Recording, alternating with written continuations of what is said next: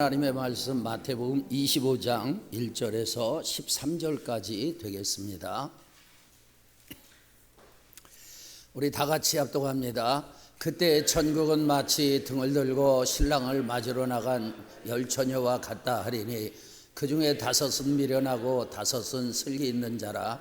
미련한 자들은 등을 가지되 기름을 가지지 아니하고 슬기 있는 자들은 그릇에 기름을 담아 등과 함께 가졌더니 신랑이 더디옴으로 다 졸며 잘새 밤중에 소리가 나되 보라 신랑이로다 맞으러 나오라 하매 이에 그 처녀들이 다 일어나 등을 준비할세 미련한 자들이 슬기 있는 자들에게 이르되 우리 등불이 꺼져가니 너희 기름을 좀 나눠달라 하거늘 슬기 있는 자들이 대답하여 이르되 우리와 너희가 쓰기에 다 부족할까 하노니 차라리 바른 자들에게 가서 너희 쓸 것을 사라 하니 그들이 사러 간 사이에 신랑이 더디오므로 준비하였던 자들은 함께 혼인잔치에 들어가고 문은 닫힌지라. 그 후에 남은 처녀들이 와서 이르되 주여 주여 우리에게 열어주소서. 대답하여 이르되 진실로 너희에게 이르노니 내가 너희를 알지 못하노라 하였느니라. 그런즉 깨어있으라 너희는 그날과 그때를 알지 못하느니라. 아멘. 주의 은혜가 저와 여러분에게 함께 하시길 바랍니다. 여러분의 가정에 평안이 있기를 바라고요. 아직 배우자를 만나지 못한 분들 좋은 배우자 만나서 복된 결혼하기를 주의 이름으로 축원합니다. 예수님 당시 혼인 예식은 현대의 결혼식과는 조금 차이가 있습니다. 그 당시에는 여러 단계를 거쳐서 갖추는 중요한 문화적 종교적 과정이 있어서요. 우리가 그 과정을 결혼의 과정을 이해하는 것은 구속사를 이해하는 데 상당히 도움이 됩니다. 그래서 예수님의 당시 혼인의 예식 단계를 좀 소개하도록 하겠습니다. 먼저 엘루신이라고 하는 정혼의 단계가 있습니다. 그러니까 약혼하는 단계다 이렇게 보시면 돼요. 그런데 이것은 단순한 약속이 아니라 법적으로 구속력이 있는 계약이었습니다. 현대의 약혼보다는 법적 결혼의 시작에 더 가깝습니다. 이때는 신랑이나 또는 신랑의 아버지가 신부 또는 신부의 아버지에게 선물을 줍니다. 그 선물을 모하르라고 하는데 우리말로 신부 때다 그래요. 신부 값이다 그런 얘기입니다. 신부 때는 최소 200데나리온이었어요. 노동자 200일 제 품삯 이상의 돈이나 노동으로 그렇게 제공을 했습니다. 이것은 신부를 돈으로 사는 개념이 아니라 신부 가정의 손실에 대한 보상 그리고 신부의 미래 안정자금이었습니다. 정혼식에서는 케투바라고 해서 혼인 계약서를 작성을 하게 됩니다. 신랑이 케투바를 큰 소리로 낭독을 해요. 유대율법에 따라서 남편은 아내를 사랑하고 지키고 또 재산의 대부분은 아내 것이라는 내용의 결혼 서약입니다. 그러니까 재산권이 아내에게 넘어가죠. 유대인의 이혼율이 세계 최저인 이유가 케투바 때문입니다. 이 케투바의 내용 중에 특이한 것은 이혼할 경우 아내에게 줄 위자료까지 명시한다는 점이에요. 혼수를 포함해서 아내가 시부집 올 때 가져온 재산 그리고 아내에게 줄 위자료까지 세세하게 기록되어 있습니다. 그리고 이 케투바는 법적인 효력이 있어요. 이 고대 사회에서는 우리가 잘 아는 것처럼 여성들이 많이 무시당했잖아요. 남편이 아내를 쉽게 대하고 내쫓을 수 있었어요. 그러나 유대인들은 그렇게 하기가 어려웠습니다. 왜냐하면 만일 남편이 아내와 이혼하거나 아내를 내쫓으려면 결혼 서약서에 명시되어 있는 금액을 아내에게 주어야 했기 때문에 또 아내의 동의가 없으면 일반적으로 이혼하지 못하도록 하는 그런 규정이 있었기 때문입니다. 우리가 구속사로 볼 때 우리는 지금 이 정혼의 단계를 통과한 것입니다. 예수 믿는 사람들은 지금 우리 성도들은 정혼의 단계를 통과했어요. 복음을 받아들였죠. 예수 그리스도를 신랑으로 모시기로 작정을 했습니다. 혼인 계약서가 작성된 단계예요. 예수 그리스도는요 자기의 피로 신부 때를 지불을 하신 것입니다. 예수 그리스도께서는 절대로 우리와 이혼하지 않습니다. 우리를 버리지 않습니다. 할렐루야. 이 정혼의 단계는 신랑이 신부의 집에 첫 번째 가는 거예요. 그래서 예수 그리스도의 초림을 보여주는 것입니다. 두 번째 단계는 결혼 준비의 단계입니다.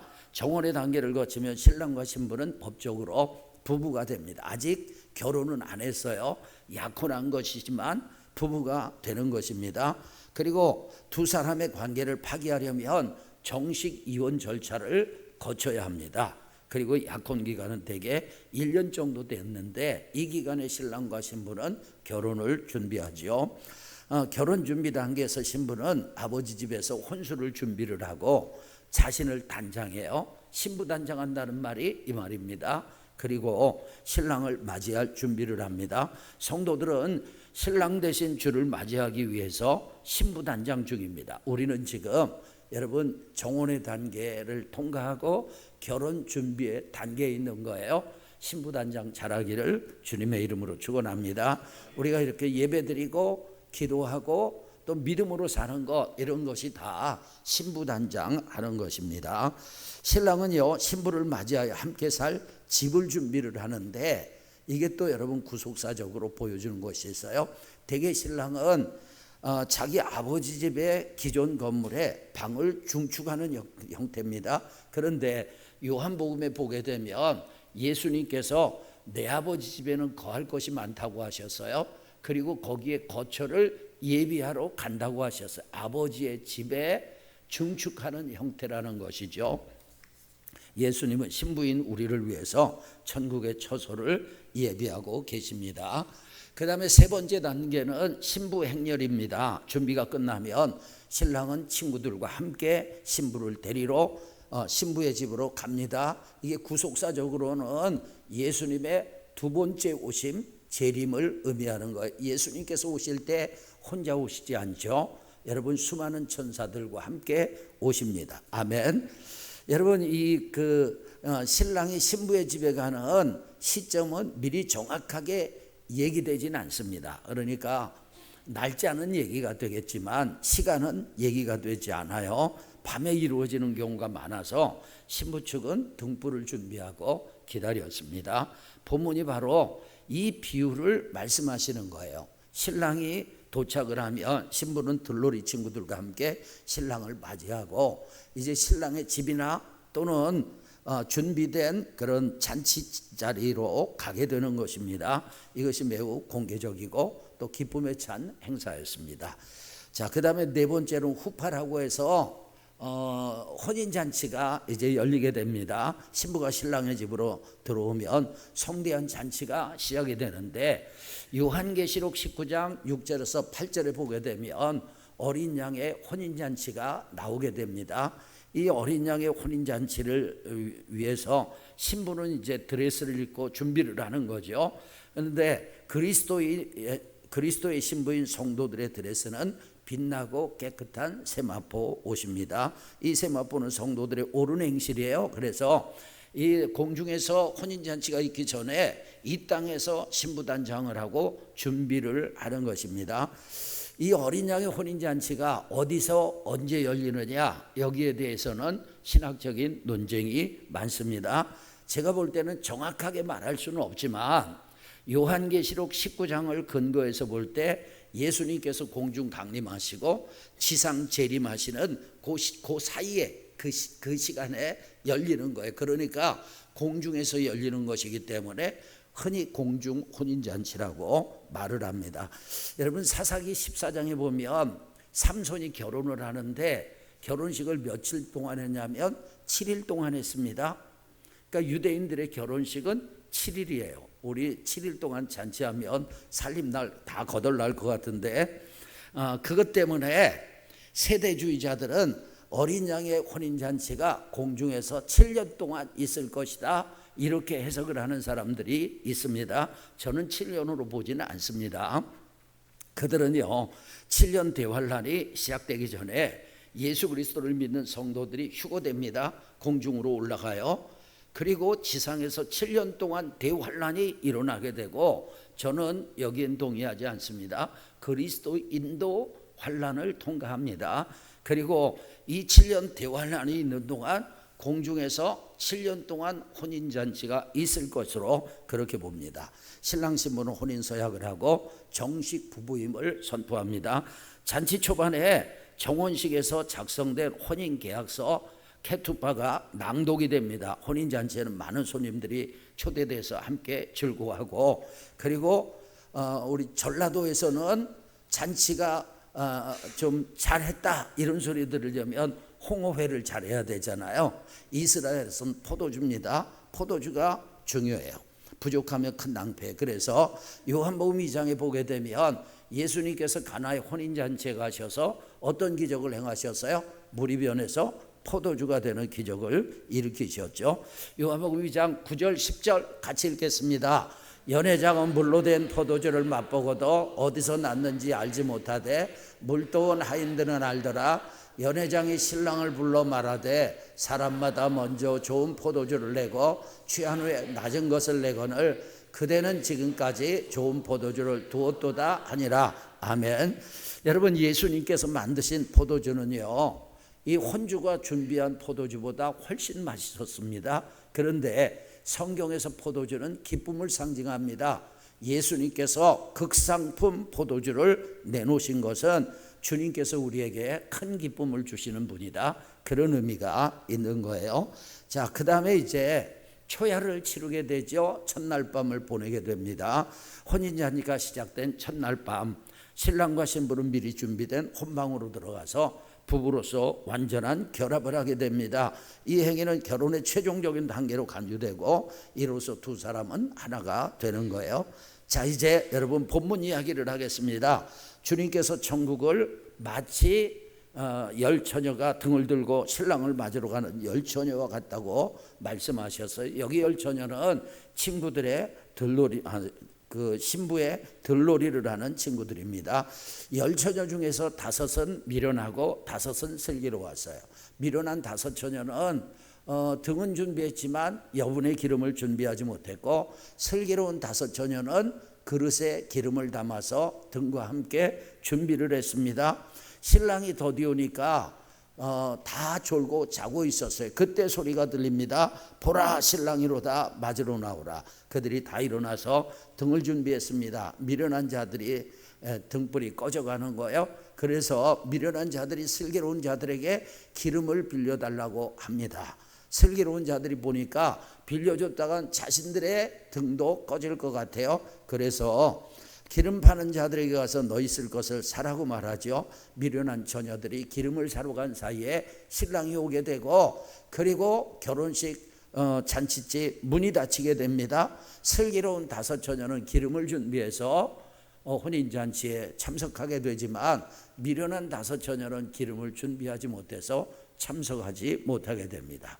돌아와서 그들이 문을 두드리지만 문은 열리지 않았어요. 이 비유는 주의 재림을 기다리는 성도들에게 주시는 교훈입니다. 여러분, 슬기로운 자들만 신랑을 기다린 것이 아니라 미련한 자들도 신랑을 기다렸습니다. 우리는 다 다시 오실 예수 그리스도를 기다리고 있습니다. 아멘. 재림의 주님이 우리의 소망인 줄로 믿습니다. 그런데 이 비유에서는 열처녀가 신부의 들놀이였지만 저와 여러분은 들놀이가 아니라 신부로 참석하는 것 믿으시길 바랍니다. 자, 열처녀의 비유가 주는 메시지를 나누겠습니다. 첫째, 기름 준비하고 신랑 예수님을 모아라, 기다리라. 아멘.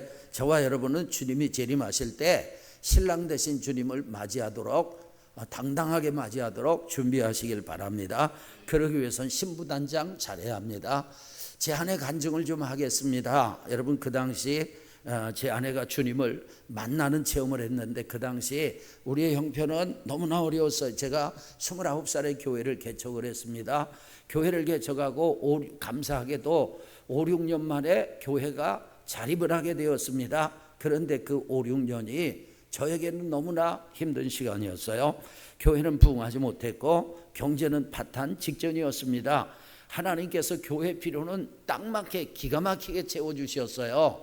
심지어 여러분, 이사를 하는데 마지막 이사하는 날 원금 1원도 틀림없이 마지막 날 헌금이 들어오게 하셔서 이사까지 하게 하시고 그렇게 역사를 하셨는데, 저희의 삶에는 경제적으로 너무나 부족했습니다. 저는 겨울에 밑창 뚫어진 구두를 한 달을 신고 다녀봤습니다.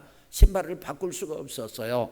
여러분, 제 둘째 아들이 젖병을 사용했는데 하루는 외출하고 왔더니 젖병에 할머니가 먹다 남겨둔 박하사탕을 생수랑 흔들어서 마시고 있는데 그 작은 우유를 하나 사줄 수가 없었습니다. 카드를 5장을 썼는데 카드 돌려막기를 하다가 카드가 막히기 시작하고, 이 돌려막기에 좀 공감이 되는 분도 계실 텐데, 일본에 갔더니 일본 선교사님이요, 세상에 카드 28장을 돌려막기를 했대요.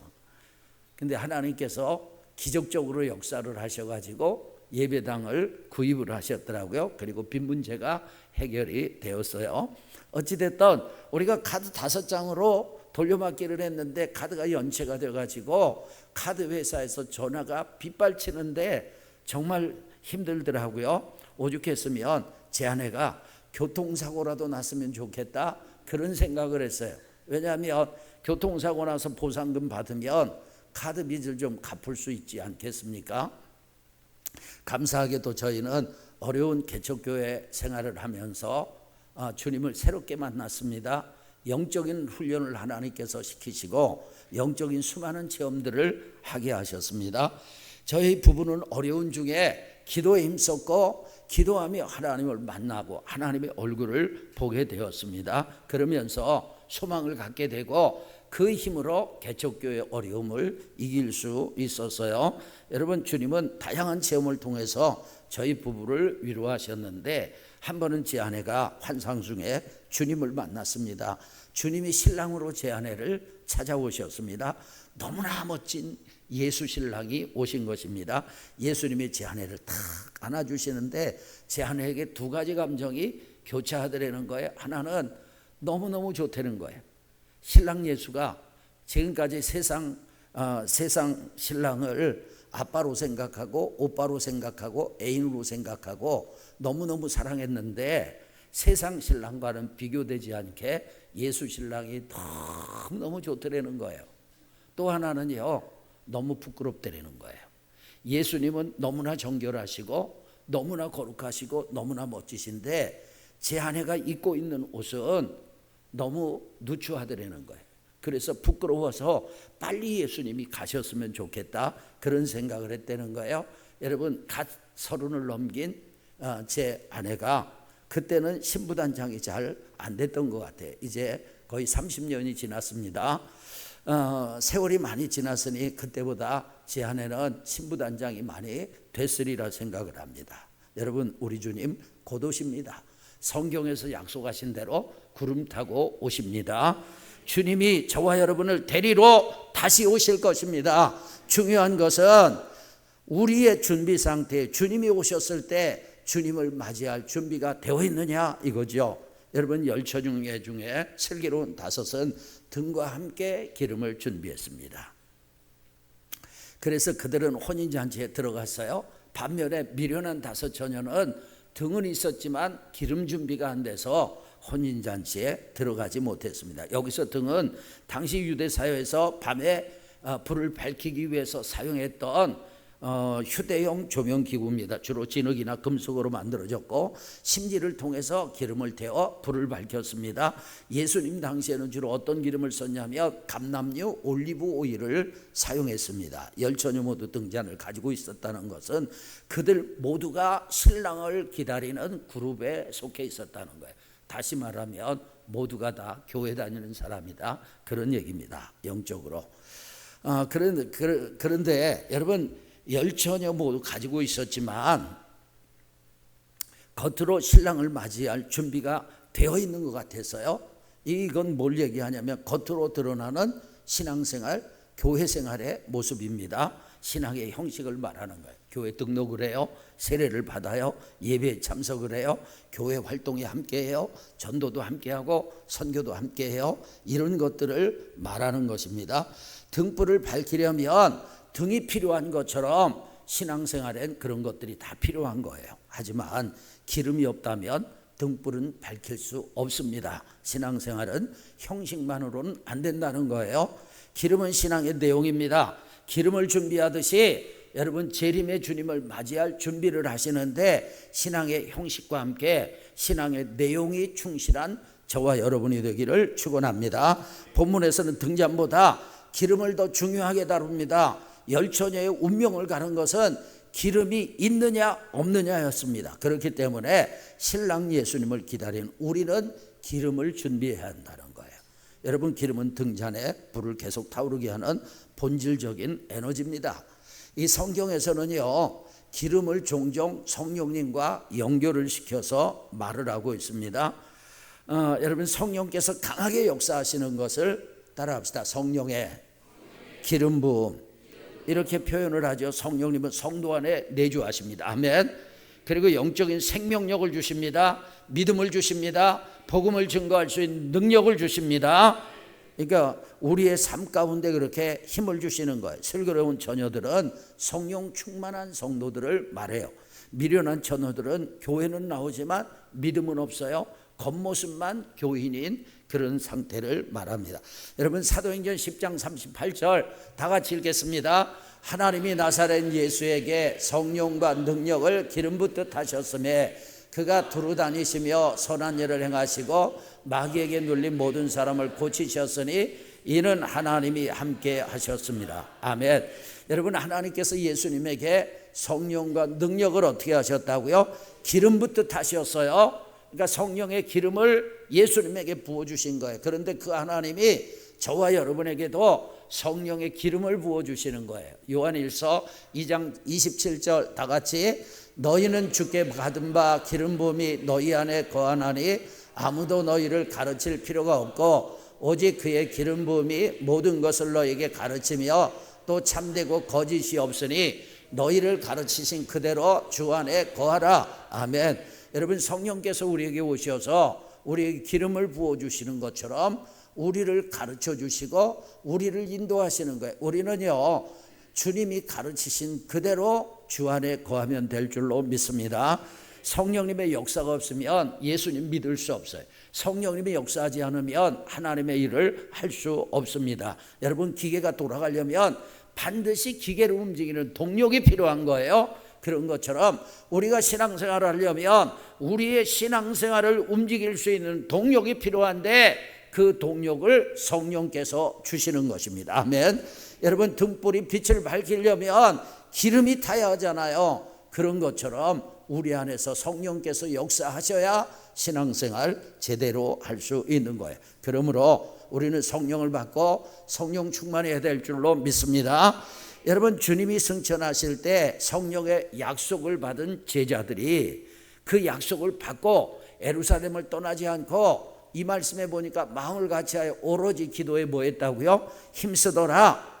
주님의 제자들이 예수님 승천하시기 직전 성령을 부어주시겠다는 약속을 받았어요. 그리고 열심히 기도했는데 기도에 힘을 썼다. 이 힘썼다는 말이 헬라어 원어를 보면 머무르다, 충성하다, 굳게 계속하다, 그런 의미예요. 그러니까 그들이요, 성령 받기 위해서 기도하는데 충성스럽게 기도했다는 거예요. 여러분, 우리가 기도하다 보면 기도하기 싫을 때가 있잖아요. 기도 자리를 떠나고 싶을 때가 있잖아요. 그런데 그들은 그 자리를 굳게 지키며 지속해서 계속해서 기도했다, 그런 얘기예요. 그들 가운데 성령께서 임하신 줄로 믿습니다. 여러분에게 도전을 드리겠습니다. 성령의 기름 부음을 위해서 기도를 결심하시기를 부탁드립니다. 저는요, 지금까지 수많은 기도에 대한 도전을 주었어요. 그런데 어떤 때는 이거 속이의 경일기구나 이런 생각을 할 때가 있습니다. 여러분, 기도 시간을 정하셔야 합니다. 기도 시간을 정하시고 그 시간 하나님 앞에 이 120문도가 기도에 힘썼던 것처럼 기도 시간에 충성하시고 기도 시간에 자리를 굳게 지키고 지속하기를 주의 이름으로 축원합니다. 저와 여러분 기도함으로 기름 준비하고 신랑 예수 맞이하기를 축복합니다. 두 번째 메시지는요, 따라합시다. 신앙은 개인적이다. 연세 많은 할머니 한 분이 교회를 나가게 되었어요. 교회 나가니까 세례받기 전에 학습문답식을 하잖아요. 이제 학습문답을 해야 되는데 믿음 좋은 며느리가 시어머니에게 교육을 시켰습니다. 어머니, 목사님이 중요한 거 물어보실 거예요. 예수님께서 누구 죄 때문에 돌아가셨느냐? 분명히 물어보실 거예요. 그러면 내 죄 때문이라고 대답하세요. 이렇게 얘기를 했어요. 그리고 세례문답을 받는데 정말 목사님이요, 며느리가 얘기한 대로 예수님께서 누구 죄 때문에 돌아가셨습니까? 이렇게 묻는 거예요. 시어머니, 할머니가 며느리가 한 말이 생각났어요. 그래서 자신 있게 대답했습니다. 네, 우리 며느리 죄 때문에 돌아가셨습니다.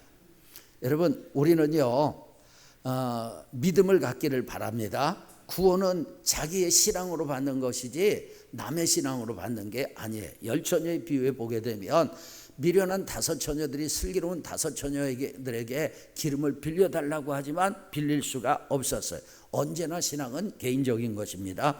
구원은 내 신앙으로 받는 거예요. 우리 가족의 신앙이 아무리 좋아도 여러분, 그 가족의 신앙으로 내가 구원받는 거 아니에요. 아브라함 보세요. 믿음이 얼마나 좋았어요. 그런데 아브라함의 아들 이스마엘은 구원받지 못했어요. 여러분, 이삭의 믿음이 얼마나 좋았습니까? 그런데 이삭의 아들 에서는 구원받지 못했어요. 여러분, 그 누구도 다른 사람의 신앙을 빌려서 구원받을 수가 없어요. 여성들이 남성보다는 믿음이 더 좋은 경우가 많아요. 예수님을 믿지 않는 남편이 아내의 적극적인 전도에 못 이겨서 교회를 나갔습니다. 첫날 아내가 예배당에 들어가자마자 두 손을 모으고 하나님 앞에 기도를 하는데 남편이 들어보니까 하나님 아버지 이렇게 시작을 하는 거예요. 그래서 남편이 아내를 따라서 기도했습니다. 두 손을 모으고 눈을 감고 하나님 장인어른 그랬습니다. 왜냐하면 아내의 아버지면 자기 장인이잖아요.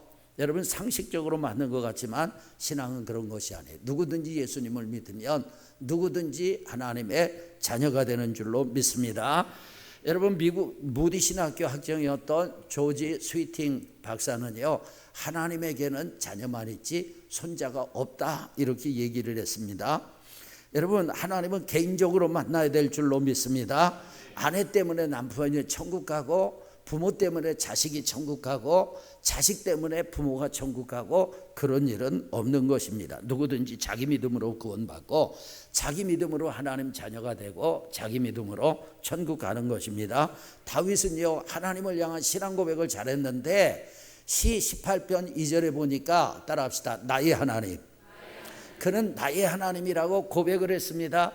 여러분, 성경에 보면 하나님에 대한 신앙 고백을 하는데 나의 하나님이라는 고백이 있고 당신의 하나님이라는 고백이 있어요. 저와 여러분은 하나님이 나의 하나님이 돼야 합니다. 하나님이 나의 하나님이 돼야 구원받는 거예요. 하나님이 나의 하나님이 돼야 기도 응답을 받는 것입니다. 여러분, 구원은 어떤 집단적 소속, 그러니까 어느 교회에 소속됐다 이런 것 때문에 받는 게 외형적인 행위가 아닙니다. 오직 개인의 내면적인 신앙 고백, 믿음으로 받는 것입니다. 아멘. 로마서 10장 9절 다 같이 내가 만일 내 입으로 예수를 주로 시인하며 또 하나님께서 그를 죽은 자 가운데서 살리신 것을 내 마음에 믿으면 구원을 받으리라. 아멘. 자, 여기서 강조하는 것이 내 입이고 내 마음입니다. 내 입으로 예수를 주로 시인하고 내 마음에 믿으면 구원을 받는 줄로 믿습니다. 아멘. 자, 여러분, 우리는요 어떤 교회 나가느냐 그것으로 구원받는 게 아니에요. 물론 이단 교회 나가고 그러면 신앙이 잘못되니까 구원받을 수는 없죠. 근데 정통적인 그런 기독교 교회에 어느 교회 나가느냐 그게 중요한 건 아닙니다. 또 얼마만큼 성경 공부를 했느냐, 어떤 영적인 훈련을 받았느냐, 어떤 혈통에 속했느냐, 그것이 구원을 결정하는 것은 아니라는 거예요. 구원은 전적으로 개인적인 사건입니다. 그러니까 구원은 단체로 받는 것이 아니에요. 여러분, 우리는 하나님 앞에 따라합시다. 단독자로. 하나님 앞에 단독자로 서야 합니다. 여러분, 하나님을 단독 개인적으로 알아야 되는 거예요. 개인적으로 만나야 되는 거예요. 개인적으로 구원의 확신을 가져야 될 줄로 믿습니다. 그러니까 여러분, 우리가 하나님을 단독자로 안다는 것은 하나님 앞에서 내가 유일한 존재라는 거예요. 고유한 존재고 독립적인 존재로 서야 한다는 것입니다. 그리고 여러분, 단독자라는 말은 나의 생각과 나의 말과 나의 행동에 대해서 내가 책임져야 된다는 것입니다. 다른 사람한테 전가시킬 수도 없고 숨길 수도 없어요. 내가 여러분 하나님 앞에 단독자로 선다는 것은 마지막 심판 때에서 하나님과 내가 1대1로 대면하게 되는 것입니다. 여러분, 그때를 위해서 지금 이 땅에서 믿음 생활하고 준비하는 것입니다. 아멘. 구원은 절대 교회 단위로 받는 것이 아닙니다. 개인적으로 받는 거예요. 아멘. 반드시 예수님을 자신의 구주로 영접하셔야 합니다. 반드시 예수 그리스도와 개인적으로 교제가 돼야 되는 것입니다. 여러분, 개인의 믿음을 가지고 모두가 다 천국 가기를 축원합니다. 신앙은 개인적이에요. 세 번째, 깨어있으라. 따라합시다. 깨어있으라. 여러분, 하나님은 종말론적인 교훈을 하신 후에는 결론을 주실 때 깨어있으라는 결론을 주세요. 마태복음 24장 42절 다 같이, 그러므로 깨어있으라. 어느 날에 너희 주가 임할런지 너희가 알지 못함이니라. 아멘. 여러분, 마태복음 24장에서는 우리 예수님께서 이 세상 종말에 있을 대환란의 징조에 대해서 말씀을 하셨어요. 그리고 예수님께서 구름 타고 오실 것에 대해서, 오셔서 세상을 심판하실 것에 대해서 말씀을 하셨어요. 그리고 결론은 뭐냐? 그러므로 뭐하라? 깨어있으라. 마태복음 25장 오늘 본문 5절에 보게 되면 신랑이 더디 오니까 다 졸고 자고 있었습니다. 그런데 본문 13절에 보니까 이 비유를 말씀하시고 결론을 내리세요. 그런즉 뭐하라? 깨어있으라. 깨어있으라. 제가 군대 생활할 때 제 후임병 이야기를 하겠습니다. 서울에 있는 명문대를 다니다가 군대 입대를 했어요. 근데 이 친구가 하여튼 그렇게 잘 졸아요. 앉았다면 조는데 제가 볼 때는 좀 기면증이 있지 않나 하는 그런 생각을 할 정도입니다. 그 친구 때문에 다른 병사들이 기합 많이 받았어요. 매도 많이 맞았습니다. 한 번은 이 친구의 총이 없어졌어요. 여러분, 군대에서 총을 분실했다. 그건 큰일입니다. 이 친구는 영창 가야 돼요. 그 다음에 소대장, 중대장, 부대장도 연대 책임으로 어쩌면 옷을 벗어야 할지 모르는 상황이었어요. 그런데 다행스럽게 우리가 2소대였는데 3소대에서 연락이 왔어요. 혹시 총 잃어버린 사람 없느냐? 알고 봤더니요, 이 친구가 3소대의 심부름을 갔다가 거기서 졸다 왔어요. 그런데 오면서 총을 놓고 온 것입니다. 3소대에서는 총이 한 자루가 남는 거예요. 1년 번호를 보니까 자기들과 상관없는 번호예요. 그래서 연락을 한 거예요. 그래서 얼마나 맞았겠습니까? 얼마나 기합을 많이 받았겠어요? 이제 근무를 나가는데, 저하고 근무를 나가는데 저는 한 번도 때린 적이 없거든요. 그리고 잘해줬어요. 그러니까 자기 얘기를 이런저런 얘기를 하는데 제가 기가 막힌 얘기를 들었어요. 대학 다닐 때 학교에서 시험을 보게 됐는데 버스 안에서 졸다가 시험을 못 봤어요. 그래서 교수님한테 사정 해가지고 제시를 보게 됐습니다. 제시를 보는 날 버스 안에서 잠이 들었어요. 깨보니까 종점이에요. 그날도 시험을 못 봤어요. 그래서 교수님에게 또 사정 해가지고, 여러분 지금 여러분의 눈빛이요, 제가 성경 말씀할 때는 동태 비슷했는데 막 생기가 들어간 것 같아요. 교수님한테 사정하니까 교수님이 시간이 없으니까 우리 집으로 와라 그랬어요. 근데 집으로 가다가 버스 안에서 잠이 들어가지고 종점까지 갔다는 거예요. 야, 기가 막히죠. 근데 여러분, 제가 보니까 이 시대에 많은 성도들이 이 친구처럼 육적으로 자는 건 아니에요.